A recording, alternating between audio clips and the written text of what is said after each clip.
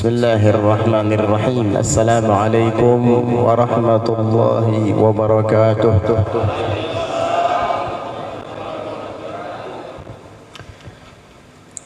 Alhamdulillahil malikil ma'bud, sahibil karami wal jud, wa sallallahu wa sallama ala ashrafil maulud, sayyidina wa habibina wa maulana Muhammad Al-Hamidil Mahmud, sahibil liwa'il ma'gud, wa ala alihi wa sahbihi ahli sidqi wal wafa'i bil uhud, salatan wa salaman daimaini mutalazimaini ilal yawmil maw'ud. Allahumma salli wa sallim ala sayyidina Muhammad نورك الساري ومددك الجاري واجمعنا به في كل أطوارنا وعلى آله وصحبه يا نور. أما بعد. Yang sama-sama kita hormati dan kita muliakan para habaib, para dzurriyyat Nabi Muhammad sallallahu alaihi wa ala alihi wasallam, khususnya akhina Al-Habib Khidir Ali bin Ahmad Ba'bud, dan yang sama-sama kita hormati dan kita muliakan para alim ulama, para guru-guru agama, khususnya Fadilatul Ustadz Muhammad Syarifuddin dan Al-Ustadz Fakhruddin beserta seluruh rombongan Maulid Al-Habasyi. Begitu juga yang sama-sama kita hormati dan kita muliakan Bapak Manajer PLTU Asam-Asam bersama dengan seluruh stafnya, berikut karyawan dan karyawatinya, hadirin hadirat yang dirahmati dan dimuliakan oleh Allah Subhanahu wa taala. Alhamdulillah, pada kesempatan pagi hari ini kita dipertemukan bersama di Masjid Al-Mujahidin, ya, Al-Mujahidin yang mulia ini untuk bersama-sama memperingati bulan lahirnya junjungan kita Nabi besar Muhammad sallallahu alaihi wasallam, sehingga kita semua di sini berkumpul bersama-sama membaca maulid, membaca syair-syair pujian, salawat serta salam kepada Nabi Muhammad sallallahu alaihi wasallam. Tidak lain itu semua adalah sebagai ungkapan kebahagiaan dan kegembiraan kita karena dihadiahkan oleh Allah Subhanahu wa taala sebaik-baik nabi dan semulia-mulia rasul, yaitu nabi kita Muhammad sallallahu alaihi wasallam. Kalau saja di dalam Al-Quran itu Allah Ta'ala menceritakan tentang Nabi Isa dan kaum Hawariyin, Allah berfirman, qala Isa ibn Maryam Allahumma rabbana anzil alaina ma'idatan minas sama'i takunu 'idan lana 'idan li awwalina wa akhirina rabbana warzuqna wa ayatan minka rabbana warzuqna wa anta khairur raziqin. Di dalam ayat itu Allah ceritakan tentang doa Nabi Isa. Qala Isa bin Maryam, Isa bin Maryam berdoa berkata, Rabbana Allahumma, ya Allah ya Rabbana, anzil alaina ma'idatan minas sama, turunkan kepada kami hidangan dari langit, takunu lana 'idan li awwalina wa akhirina, yang akan menjadi perayaan terbesar bagi umat awal terdahulu dari kami sampai kepada umat akhir kemudian, wa ayatan minka, dan menjadi tanda kebesaran darimu, warzuqna wa anta khairur raziqin, dan berikan karunia kepada kami, sedangkan engkau ya Allah adalah maha yang paling baik dalam memberikan rezeki. Akhirnya Allah Ta'ala turunkan maidah, yaitu hidangan dari langit. Mereka semua bergembira merayakan hidangan itu, dan itu dijadikan perayaan yang abadi dari awal umat Nabi Isa sampai akhir. Apa sih maidah yang Allah turunkan itu? Suguhan apa yang datang dari langit itu? Para ahli tafsir meriwayatkan daripada Khallas bin Amr. Khallas bin Amr meriwayatkan daripada Ammar bin Yasir, sahabat Nabi radhiyallahu anhu, dia berkata, aku pernah mendengar Rasulullah sallallahu alaihi wasallam menyebutkan bahwa maidah atau suguhan, hidangan makanan yang turun dari langit itu annaha nazalat khubzan walahma, bahwasanya hidangan dan suguhan yang turun dari langit itu berupa roti dan daging. Hanya itu, tetapi turunnya dari langit, roti dan daging, dirayakan semeriah mungkin dan dijadikan tanda kebesaran Allah. Perayaan itu abadi dari sejak awal umat Nabi Isa hingga akhir. Semua kaum Hawariyin merayakannya dan memeriahkannya. Para ulama menyebutkan itu hanya sekedar roti dan daging yang turunnya dari langit, dirayakan sedemikian rupa. Bagaimana dengan umat Islam ketika dihadiahkan oleh Allah Ta'ala bukan hanya sekedar roti dan daging, melainkan sosok Nabi Muhammad sallallahu alaihi wa ala alihi wasallam. Roti dan daging hanya sekedar hidangan yang disantap dan dimakan lalu kemudian habis. Sedangkan Nabi Muhammad sallallahu alaihi wasallam adalah hadiah yang luar biasa datangnya daripada Allah Ta'ala, sehingga di dalam sebuah hadis beliau sallallahu alaihi wasallam menjelaskan, ana rahmatun muhdah wa ni'matun musdah. Aku adalah rahmat yang dihadiahkan untuk kalian, wa ni'matun musdah, dan aku adalah kenikmatan yang dipersembahkan untuk kalian. Alhamdulillah, kita di sini semua berkumpul menyambut hadiah itu. Kita semua berkumpul menyambut sajian dari Allah Ta'ala, yaitu sajian untuk makanan rohani kita. Salawat dan salam kepada Nabi Muhammad sallallahu alaihi wasallam. Itulah kenapa umat Islam dari dulu hingga sampai saat ini merayakan Maulidur Rasul sallallahu alaihi wasallam. Apalagi beliau sendiri merayakannya, memeriahkannya. Di dalam riwayat Muslim, su'ilan Nabiyyu sallallahu alaihi wasallam an siyami yaumil itsnain faqal fihi yauma wulidtu wa fihi unzila alayya al-Qur'an. Ditanya Nabi Muhammad sallallahu alaihi wasallam tentang kenapa beliau berpuasa di hari Senin, maka beliau menjawab, di hari Senin aku dilahirkan. Berarti Nabi merayakan hari lahirnya dengan cara apa? Dengan cara berpuasa. Puasa ibadah, iya, puasa adalah ibadah. Dan kita di sini umatnya juga merayakan lahirnya Nabi Muhammad sallallahu alaihi wasallam. Tapi ya agak sedikit beda ibadahnya. Kalau Nabi merayakannya dengan berpuasa karena memang itu hari lahirnya beliau, maka kita di sini merayakannya dengan bersilaturahim satu sama lain, bertatap muka, bermuajahah, saling memberikan hidangan makanan, ya, memberikan sumbangan makanan kepada sesama umat. Ini adalah ibadah. Silaturahim ibadah, menyuguhkan hidangan makanan ibadah, memberikan jamuan ibadah. Jadi kita semua di sini melakukan sunnah Nabi Muhammad sallallahu alaihi wasallam. Sama sekali tidak ada bid'ahnya, sama sekali tidak ada kesesatannya. Coba teliti dari awal hingga akhir. Ada kita mengajarkan kesyirikan di sini. Ada kita menyuruh orang menyembah manusia atau menyembah makhluk, pohon dan lain sebagainya. Enggak ada sama sekali. Dari awal maulid dimulai, kita baca suratul Fatihah, kemudian kita ucapkan sholawat, ya Rabbi salli ala Muhammad, ya Rabbi salli alaihi wasallim. Baca sholawat bid'ah? Kalau baca sholawat bid'ah berarti Allah Ta'ala pelaku pertama bid'ah. Innallaha wa malaikatahu yusalluna 'alan nabi ya ayyuhalladzina amanu sallu 'alaihi wa sallimu taslima. Allah, sesungguhnya Allah bersalawat kepada Nabi, para malaikat mereka juga bersalawat kepada Nabi.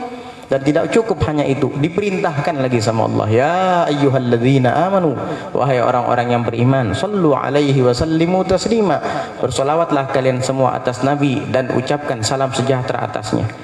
Di dalam ayat kalau kita perhatikan, di situ Allah menyebutkan ya ayyuhalladzina amanu. Khitab atau panggilan atau ajakan di dalam ayat terarah kepada orang-orang mukmin. Ya ayyuhalladzina amanu, wahai orang-orang yang beriman, sallu alaihi wa sallimu taslima. Berarti hanya orang-orang yang beriman yang diajak oleh Allah Ta'ala untuk memperbanyak salawat dan salam kepada Nabi. Orang kafir nggak diajak, orang munafik juga nggak diajak. Alladzina amanu saja yang diajak oleh Allah Subhanahu wa taala. Alhamdulillah, kita termasuk orang-orang yang beriman yang diajak oleh Allah taala tersebut. Buktinya dengan lapang dada kita berhadir di masjid ini dengan niat i'tikaf insyaallah, kemudian bersalawat dan salam kepada Nabi Muhammad dari awal maulid dimulai hingga sampai akhir. Kemudian di dalam pembacaan maulid kita semua mendengarkan sejarah Nabi ketika beliau baru dilahirkan, bagaimana cahayanya memancar kemana-mana memenuhi jagat raya. Kemudian beliau dibesarkan, disusui sampai beliau dewasa, sampai diutus dan diangkat menjadi Rasul, sampai beliau berhijrah meninggalkan kota Mekah ke kota Madinah, sampai kemudian beliau wafat di sana. Itulah hakikat pembacaan maulid, sejarah Nabi. Al-Quran itu penuh dengan sejarah Nabi. Jikalau seandainya membaca sejarah Nabi adalah bid'ah yang menyesatkan, sampai saat ini kita tidak akan tahu agama, sampai saat ini kita tidak akan tahu syariat, karena syariat itu diambil dari sejarah. Kita tahu bagaimana sujud dan ruku itu dari sejarah. Apa sih sejarah itu? Ya riwayat-riwayat hadis itu sejarah. Ilmu mustalahul hadis mulai dari riwayah dan diroyah itu semua sejarah yang diambil oleh para periwayat kepada periwayat berikutnya, seterusnya sampai kepada kita. Karena jarak antara kita dengan Nabi SAW sangatlah jauh, sudah 15 abad yang lalu. Kita tidak pernah bertemu dengan beliau, tetapi melalui para ruwat, para periwayat hadis yang mereka sampaikan sejarahnya, riwayatnya sampai kepada kita. Bahkan Al-Quran itu penuh dengan sejarah Nabi. Bagaimana Al-Quran menceritakan tentang Nabi dan para sahabat. Muhammadur Rasulullah walladzina ma'ahu asyidda'u 'alal kuffari ruhama'u bainahum. Nabi Muhammad adalah utusan Allah dan orang-orang yang bersamanya yaitu para sahabat tegas kepada orang kafir dan saling rahmat kasih sayang kepada sesama. Ini sejarah Nabi. Laqad ja'akum rasulun min anfusikum azizun 'alaihi ma 'anittum harisun 'alaikum bil mu'minina raufur rahim. Quran menyebutkan sejarah Nabi. Telah datang kepada kalian seorang rasul yang berasal dari diri-diri kalian, dari bangsa manusia. Azizun 'alaihi ma 'anittum, terasa berat atasnya apa yang kalian derita. Bil mu'minina raufur rahim, dengan orang-orang mukmin beliau pengasih dan penyayang. Sallallahu alaihi wa ala alihi wasallam. Itu Al-Quran menyebutkan sejarah Nabi. Kalau menyebut sejarah Nabi dianggap bid'ah, wah kacau. Kemudian Maulidur Rasul ditutup dengan doa. Ad-du'a'u mukhul ibadah. Doa itu adalah intisari, otaknya, saripatinya ibadah. Selesai pembacaan Maulid, apa yang janggal? Coba yang bilang bid'ah yang sesat, di mana letak sesatnya? Di mana letak bid'ahnya? Coba dengan lapang dada dan insaf, buang fanatisme, buang. Gak ada sama sekali kemungkaran dalam acara maulid. Buat apa kita berdiri-berdiri gitu? Pas apa? Menyambut Rasul. Mana Rasul? Nggak kelihatan. Bukan masalah menyambut atau tidak menyambutnya. Emang ada larangan apa? Baca sholawat dalam keadaan berdiri? Yang kami tahu di dalam Al-Quran itu disebutkan alladzina yadhkurunallaha qiyaman wa qu'udan wa ala junubihim. Orang-orang yang berzikir kepada Allah dalam keadaan berdiri, dalam keadaan berduduk, bahkan berbaring di atas lambung-lambung mereka. Quran saja memperbolehkan berzikir dalam keadaan berdiri, lantas ente melarang gitu. Itu kan zikir. Memang sholawat bukan zikir apa? Sholawat bukan zikir apa? Zikir itu nama Allah disebut. Dalam sholawat nama Allah disebut. Allahumma sholli ala Sayyidina Muhammad. Sallallahu ala Sayyidina Muhammad. Jadi begitu. Sehingga pembacaan maulid ini dilakukan oleh para ulama-ulama besar, salafan wa khalafan, baik itu zaman terdahulu sampai zaman sekarang. Itu orang-orang yang merayakan maulid itu ahli hadis, ahli Quran, ulama semua itu. As-Sayyid Muhammad bin Ali al-Maliki, muhaddithul asr, Allah yarhamuh. Sayyidina Al-Habib Umar bin Muhammad bin Salim bin Hafidh, Al-Habib Salim Syautri, itu mereka muhaddithin, itu musnidin, ahli riwayat. Ini baca kitab nggak bisa, belajar di Google, di YouTube. Oh bid'ah itu, apain? Syirik itu, sesat. Kasihan. Ya, kalau kamu memang nggak suka, agak keberatan mungkin, saya juga punya guru, silahkan. Tapi nggak usah berkoar-koar. Ya, Makanya kita harus pandai menyikapi perbedaan pendapat. Begitu. Menghadiri Maulid Nabi sallallahu alaihi wasallam dikatakan oleh Al-Imam Junaid Al-Baghdadi, kata beliau, "Man hadara Maulidar Rasul wa 'azzama qadrah faqad faza bil iman." Barang siapa yang menghadiri Maulid Rasul dan ia mengagungkan kadarnya, kemuliaannya, maka sesungguhnya orang itu berhasil mendapatkan keimanan. Berarti pembacaan Maulid Rasul seperti pagi hari ini adalah sebab datangnya iman. Syekh Abdul Wahid bin Ismail menceritakan tentang seseorang yang ada di Mesir. Kana fi Misra rajulun ya'malu maulidan wa kana indahu jarun yahudiyun. Ada di Mesir seorang lelaki yang suka melakukan acara maulid, dan kebetulan tetangga di sebelah rumahnya orang Yahudi. Faqalat zaujatul Yahudi, maka istri orang Yahudi itu berkata, "Mali jarina hadza yunfiqu malan jazilan fi mithli hadza syahr." Kenapa tetangga kita yang muslim di sebelah ini menginfakkan banyak harta di bulan seperti ini? Faqal, maka suaminya menjawab, "Innahu yaz'umu anna nabiyahu wulida fi hadza syahr wa huwa ya'malu dzalika farahan lahu." Dia, tetangga kita muslim ini, bertanggapan bahwa nabinya dilahirkan di bulan Maulid ini, sehingga ia pun merayakannya dengan pembacaan Maulid karena bergembira. Oh begitu, kata istrinya. Iya. Tidurlah suami istri Yahudi itu pada malam hari itu. Fara'at zaujatul Yahudi, maka istri Yahudi itu melihat fi manamiha, di dalam tidurnya, bermimpi. Melihat bermimpi di dalam tidurnya ada seorang lelaki muhaban jamilan dakhala ala baiti jarih. Seorang lelaki yang berwibawa dan tampan masuk ke kediaman tetangganya sebelah rumah yang merayakan Maulid itu di dalam mimpinya. Fadakhaltuhu, maka aku pun ikut masuk ke dalam rumah tetanggaku itu karena penasaran dengan sosok lelaki yang berwibawa dan tampan itu. Ketika aku lihat, wa haulahu ashabuh, dan di sekelilingnya ada sahabat-sahabatnya, dia duduk di tengah-tengah. Maka aku berkata kepada salah seorang sahabatnya itu, saya katakan kepadanya, "Man hadar rajul al-muhab al-jamil?" Siapa lelaki yang berwibawa dan tampan ini? Maka sahabatnya itu menjawab kepada saya, "Innahu nabiyuna Muhammad sallallahu alaihi wasallam." Dia adalah nabi kami Muhammad sallallahu alaihi wasallam. Kaget wanita Yahudi tadi. Dia bertanya lagi kepada sahabatnya ini, "Hal yukallimuni idza kallamtuh?" Apakah dia mau berbicara kepada saya apabila saya ajak bicara? Laki-laki itu menjawab, "Ya mau, nggak apa-apa, dia orangnya baik." Akhirnya kata wanita Yahudi tadi, saya langsung memanggil namanya, "Ya Muhammad." Ketika dipanggil nama itu, dia langsung membalikkan seluruh badannya sambil menyahut panggilanku dengan kalimat labbaiki. Labbaiki pun, labbaik itu kalimat untuk menjawab panggilan yang halus dalam bahasa Arab. Labbaiki, kayak orang talbiyah biasanya kan haji, labbaik Allahumma labbaik. Kalau bahasa Banjarnya pun begitu. Pun, kata Nabi. Bahasa Jawanya apa itu? Hah? Delem ya? Ya delem gitu ya. Ya delem gitu kata Nabi ya. Pun, kata Nabi. Kaget dia.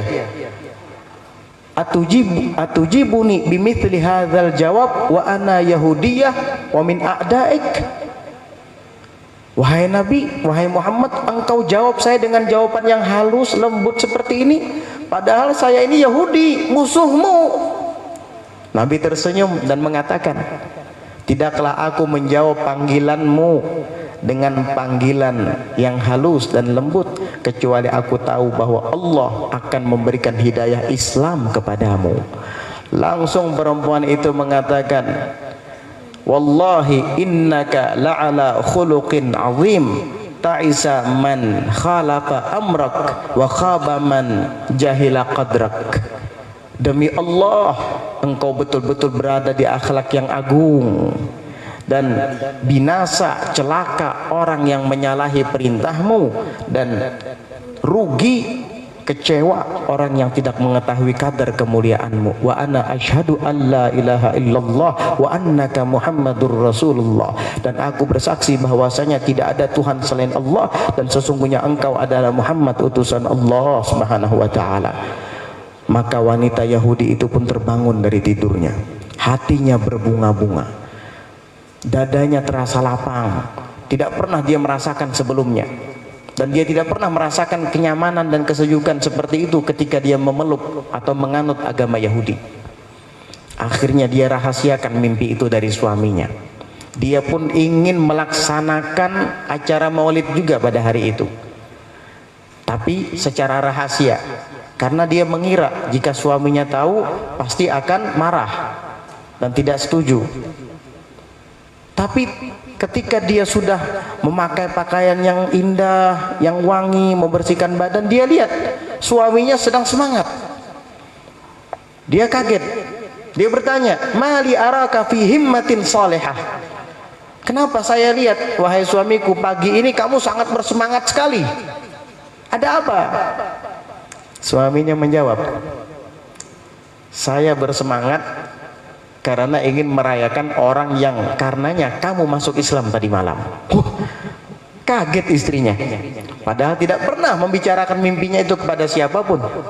Akhirnya istrinya berkata kepada suaminya, man atla'aka hada, siapa yang memberitahukan kepadamu hada sirral masun, rahasia yang tersembunyi ini? Siapa yang memberitahukan kepada kamu rahasia yang tersembunyi ini? Suaminya menjawab, yang memberitahukan kepada saya adalah orang yang aku memeluk Islam karenanya setelah kamu masuk Islam, Nabi Muhammad SAW. Ternyata suaminya juga masuk Islam hari itu. Akhirnya suami istri Yahudi berkat Nabi Muhammad dan maulid Nabi SAW yang dilakukan oleh tetangganya itu mendapat hidayah daripada Allah Subhanahu wa taala, dan keduanya memeluk agama Islam. Itulah bukti perkataan Junaid al-Baghdadi bahwa maulid Nabi itu mengundang iman. Jangankan orang muslim, orang kafir Yahudi saja bisa masuk Islam, bisa menjadi orang beriman berkat salawat dan salam yang dibacakan di dalam acara maulid itu. Nih, bayangkan nih, orang Yahudi aja masuk Islam berkat pembacaan maulid. Kira-kira bagaimana dengan orang Islam sendiri? Yahudi saja dapat iman, masa orang Islam sendiri keberatan ketika maulid dibacakan? Giliran ulang tahun anaknya dirayakan semeriah mungkin, 3 hari 3 malam. Pas maulid Nabi dirayakan keberatan dia.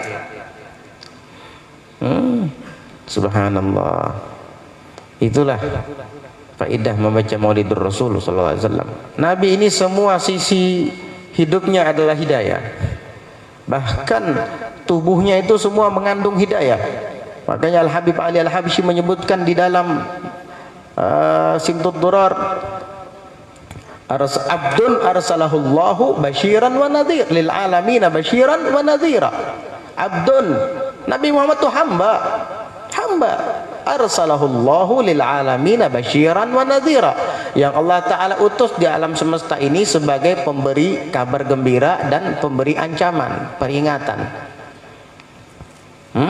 Basyiran wa nadhira faballaghar risalah, Nabi menyampaikan risalah, wa addal amanah, dan melaksanakan amanatnya, wa hadallahu bihi minal ummati basyaran katsira, dan Allah Ta'ala berikan hidayah dengan siapa? Dengan berkat Nabi Muhammad SAW, basyaran katsira, manusia yang begitu banyak jumlahnya.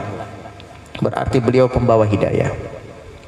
Dulu disebutkan dalam riwayat, Al-Habib Ali Habsyi menyebutkan di dalam kitab Kunuzus Sa'adatil Abadiyah, di dalam kitab Kunuzus Sa'adatil Abadiyah disebutkan bahwa suatu ketika Nabi sedang di perjalanan dan beliau kelelahan. Lalu beliau duduk di teras rumah seorang wanita Yahudi. Duduk. Maka wanita Yahudi itu menutup jendelanya dan pintu rumahnya karena tidak sudi melihat Nabi Muhammad SAW, dan mereka sekeluarga menyumbat telinga mereka agar tidak mendengar suara Nabi SAW. Nabi di teras rumahnya begini, nggak tahu keadaan yang di dalam rumah, tidak suka dengan beliau. Jibril turun karena Jibril tidak tega Nabi Muhammad diberlakukan seperti itu. Akhirnya Jibril mengatakan, "Gum ya Muhammad min dhilli baitil Yahudiyah fa innaha tubghiduk." Bangun wahai Muhammad, tinggalkan kamu rumah wanita Yahudi ini. Gak perlu kamu istirahat di depannya karena dia benci kepadamu. Ya, karena Jibril yang turun, berdiri Nabi, melangkah Nabi untuk meninggalkan rumah itu. Tapi selang beberapa langkah Jibril turun lagi. Muhammad, irji ila baitil Yahudiyah. Muhammad, kamu kembali lagi datangi rumah wanita Yahudi itu. Loh, kenapa? Kata Nabi, tadi kamu suruh saya pergi, sekarang saya suruh datang lagi ke sana. Ada apa? Sesungguhnya dengan berkat engkau mampir di depan teras rumahnya, Allah telah memberikan hidayah ke dalam hatinya. Kamu kembali. Betul, ketika Nabi kembali, itu jendela yang ditutup rapat, pintu yang ditutup rapat dibuka oleh wanita Yahudi itu, dan akhirnya dia keluar sekeluarga lalu mengatakan, "Kunta waqafta tahta dhilli baitina wa anta abghadun nasi ilaina wal ana sirtal ahabban nasi ilaina." Tadi engkau ketika berteduh di depan rumah kami, engkau adalah manusia yang paling kami benci. Entah mengapa hati kami berubah. Ketika engkau pergi, kami malah mendapat kesejukan dalam jiwa setelah engkau berteduh di teras rumah kami ini. Maka engkau sekarang menjadi manusia yang paling kami cintai, manusia yang paling kami sukai. Akhirnya Nabi tersenyum. Di sini kita dapat ambil kesimpulan, Rasulullah Shallallahu Alaihi Wasallam ketika berteduh di depan teras rumah wanita Yahudi itu tidak berbicara sepatah kalimat pun, hanya duduk saja. Itu sudah memberi hidayah. Bagaimana kalau beliau bicara? Sallallahu Alaihi Wasallam. Di dalam sirah juga disebutkan, ketika Nabi dan para sahabat berhasil untuk merebut kembali kota Mekkah, yang disebut di dalam sejarah dengan Fathu Makkah, kemenangan, keberhasilan para sahabat kembali merebut kota Mekkah setelah mereka berhijrah sekian lama di kota Madinah, ke kota Madinah, dan dikuasai oleh orang kafir. Kurang lebih 10 tahun beliau di kota Madinah, sehingga kembali berhasil merebut kota Mekkah. Di situ banyak umat yang masuk Islam, banyak sekali yang masuk Islam. Tetapi di antara mereka yang masuk Islam itu ada juga yang munafik. Artinya dia tidak tulus masuk Islam, tetapi karena takut saja. Sebab Nabi Muhammad banyak punya sahabat, jadi mereka takut. Lalu masuk Islamnya karena takut, bukan karena Allah dan Rasul. Begitu. Di antaranya di situ ada namanya Fudalah bin Umair. Fudalah bin Umar ini termasuk dulunya adalah orang munafik yang pura-pura masuk Islam. Sehingga ketika Nabi sedang tawaf di Baitullah, Fudalah bin Umar berjalan di belakang Nabi sambil berbekal sebilah belati yang ia simpan di balik bajunya. Dia bertujuan jahat, dia bermaksud buruk, ingin membunuh Nabi. Ketika dia berjalan di belakang Nabi, dia langsung berkata di dalam hatinya, "Ini adalah kesempatan bagi saya untuk menghabisimu wahai Muhammad." Nabi berjalan di depannya, langsung berhenti sebentar dan menoleh ke arah belakang. Bukan marah, Nabi malah tersenyum. Apa kata Nabi? "Ya Fudalah, ma kunta tuhadditsu bihi nafsak." Wahai Fudalah, apa tadi yang kamu bicarakan dalam hatimu? Kaget Fudalah. Apa kata Fudalah? La syai', innama adzkurullah. Enggak ada, saya cuma zikir kepada Allah. Oh gitukah? Kata Nabi. Ya sudah, jalan lagi Nabi tawaf. Fudalah di belakang lagi nih. Dia masukkan tangannya ke dalam bajunya. Ini kayaknya nih saat-saat yang tepat untuk menghabisi Muhammad. Nabi berhenti lagi, memalingkan badan ke arah Fudalah lagi. Nabi berkata kepadanya, "Ya Fudalah, ma kunta tuhadditsu bihi nafsak?" "Eh Fudalah, kamu bicara apa dalam hatimu?" Kaget Fudalah, kok tahu lagi. Akhirnya dia bilang apa? "La syai', innama adzkurullah." Enggak ada. Saya cuma berzikir kepada Allah. Oh gitu kah? Nabi. Udah, Nabi terus tawaf. Akhirnya Fudalah ngomong lagi, ini nih momen yang pas nih. Berhenti lagi Nabi dan tersenyum. Kali ini Nabi nggak nanyakan apa-apa lagi. Fudalah ketakutan. Nabi mendekat kepada Fudalah, tambah takut. Boro-boro ngambil pisau. Melihat wajah Nabi aja ketakutan sudah. Wibawanya. Apa kata Nabi? Beliau angkat tangannya. Apa? Nempeleng Fudalah? Enggak. Itu tangan mulia diangkat oleh Nabi, diletakkan ke dada Fudalah sambil mengucap astagfirullah. Begitu tangan mulia diletakkan ke atas dada Fudalah, itu Fudalah langsung tersentak dan mengatakan, "Wallahi kunta abghadan nasi ilayya falamma rafa'ta yadaka an sadri asbahta ahabban nas ilayya wa ka'anna Allah lam yakhluq khalqan afdala mink." Demi Allah, wahai Nabi Muhammad, sebelum engkau letakkan tanganmu ke dadamu, engkau adalah manusia yang saya benci, paling saya musuhi. Begitu engkau angkat tanganmu dari dadaku, engkau menjadi manusia yang paling saya cintai. Bahkan seolah-olah tidak ada di dunia ini makhluk yang paling aku cintai selain engkau, wahai Muhammad. Langsung Fudalah hilang keimanan, hilang kefasikan, kemunafikan dari dalam dadanya, berganti berubah menjadi iman. Baru disentuh oleh tangan Nabi sallallahu alaihi wasallam. Itulah luar biasanya kita punya Nabi. Tangannya penuh dengan hidayah, ucapannya, gerak-geriknya, akhlak budi pekertinya sallallahu alaihi wasallam. Makanya kita sebagai umatnya dianjurkan untuk meneladani beliau. Tadi Bapak manajer menghimbau kepada kita agar kita berusaha sebisa mungkin untuk mengikuti sunnah Nabi, untuk mengamalkan sunnahnya. Iya. Apalagi Al-Imam Junaid juga mengatakan, kullu turuqin masdudatun illa man iktafa ala atharir rasul. Ala atharir rasul. Setiap jalan itu semua tersumbat, tertutup, tidak akan pernah sampai kecuali atas orang yang mengikuti jejak langkah Rasul sallallahu alaihi wasallam. Ikuti terus beliau, amalkan terus sunnahnya.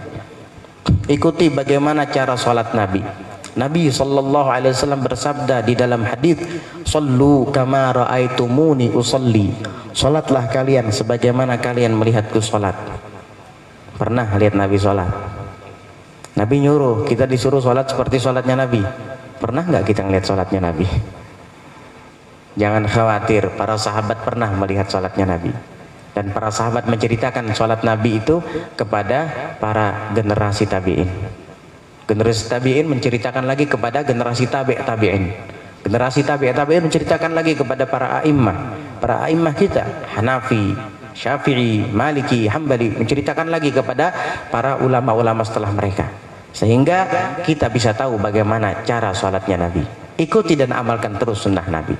Bagaimana cara berdirinya Nabi, bagaimana cara takbiratul ihramnya Nabi, bagaimana cara qiraatul Fatihahnya Nabi, cara rukuk Nabi, i'tidal Nabi, sujud Nabi, duduk antara dua sujud, tasyahudnya Nabi hingga salam. Dan bagaimana ketika Nabi melaksanakan sholat berjamaah, apa yang beliau ucapkan. Di antara ucapan Nabi setiap kali menjelang sholat berjamaah, sawu sufufakum fa inna tasyiyata sufuf min tamamis shalah, kata Nabi. Ratakan dan rapatkan saf kalian, karena sesungguhnya meratakan dan merapatkan saf adalah termasuk kesempurnaan sholat. Nabi yang bilang seperti itu. Kadang Nabi mengatakan tarasu wahadu bainal manakib wal aqdam. Rapatkan, ratakan dan sejajarkan antara bahu-bahu dan telapak kaki kalian. Begitu sunnah Nabi SAW. Ini yang harus kita amalkan. Jangan khawatir, kalau sunnah Nabi diamalkan gak akan terjadi apa-apa. Dijamin. kecuali kamu sudah tidak punya iman lagi. Sunnah Nabi itu jangan diabaikan. Kalau mau bahu-bahu ini rapat, rata dan sejajar, maka cara meratakan sop itu dengan tumit, bukan dengan ujung jari kaki. Banyak yang keliru meratakan sop dengan ujung jari kaki. Ujung jari kaki itu beda-beda. Kalau orangnya tinggi, jari kakinya panjang-panjang. Tapi kalau perawakannya pendek, pendek juga. Akhirnya sapnya nggak rapi. Coba yang disejajarkan itu tumit. Tumit itu perselisihannya tidak jauh. Kalau tumit itu disejajarkan, maka bahu ikut sejajar dan seluruh tubuh ikut sejajar. Dan itu jangan dianggap sepele. Karena di dalam hadis Rasulullah sallallahu alaihi wasallam pernah bersabda, la tusawwunna sufufakum au la yukhallifannallahu baina qulubikum. Kalian luruskan saf kalian, rapatkan dan ratakan, atau Allah akan jadikan hati kalian saling berselisih. Akhirnya tidak akan terjadi keharmonisan.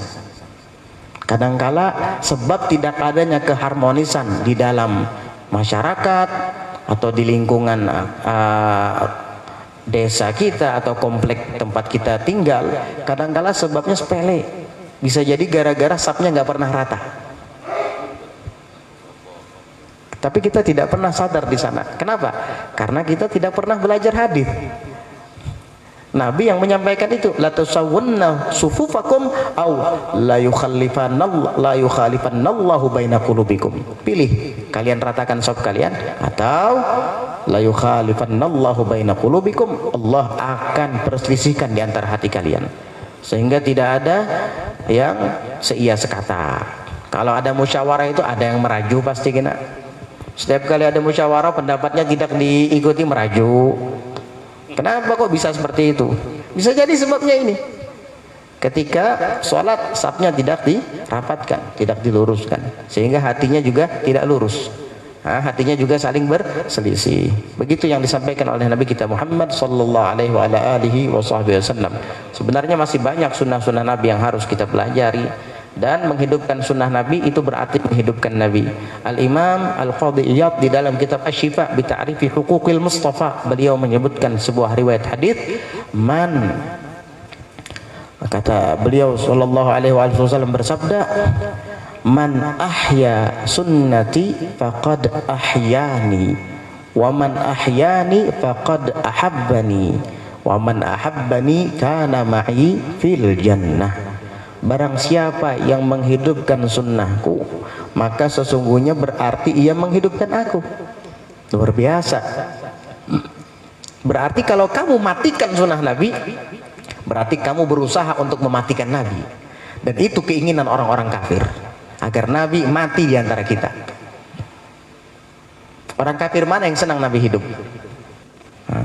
Tetapi orang mukmin mana yang tidak senang kalau Nabi hidup?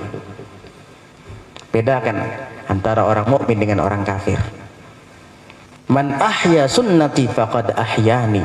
Barang siapa yang menghidupkan sunnahku, maka sesungguhnya berarti ia menghidupkan aku. Wa man ahyani faqad ahabbani. Dan barang siapa yang menghidupkan aku, berarti ia mencintai aku. Wa man ahabbani. Dan barang siapa yang mencintai aku, kana ma'i fil jannah, maka ia akan bersamaku kelak di surga. Dan itu adalah harapan kita semua, insyaallah. Mudah-mudahan Allah Subhanahu wa taala memberikan ke dalam hati kita kelapangan untuk mengikuti dan mengamalkan sunnah Nabi. Dan mudah-mudahan Allah Subhanahu wa taala jadikan hati kita sebagai hati yang cinta kepada Nabi Muhammad sallallahu alaihi wasallam, sehingga kita terus terpanggil untuk mempelajari sirah beliau, sejarah beliau, sehingga kita dapat meneladaninya. Amin Allahumma amin. Allahumma ja'al jam'ana hadza jam'an marhuma wa tafarruqana min ba'dihi tafarruqan ma'suma wa la taj'al fina wa la minna wa la man hawalaina syaqiyan mahruma matrudan an rahmatika ya arhamar rahimin. Allahumma inna nas'aluka fi sa'atina hadhihi nadratan min nadaratika al-'aliyah ta'ummu khairatuha al-bariyah wal ummata al-muhammadiyah al-zahira wal khafiyah ya qadi al-hajat wa ya sami' al-aswat wa ya mujib ad-da'awat tub 'alaina wa 'alal hadirin توبة نصوحا زكنا بها قلبا وجسما وروحا واجعلنا من الذين يستمعون القول فيتبعون أحسنه برحمتك يا أرحم الراحمين يا أرحم الراحمين يا أرحم الراحمين. وصلى الله على سيدنا محمد النبي الأمي وعلى آله وصحبه وسلم بفضل سبحان ربك رب العزة عما يصفون وسلام على المرسلين والحمد لله رب العالمين. تقبل الله منكم.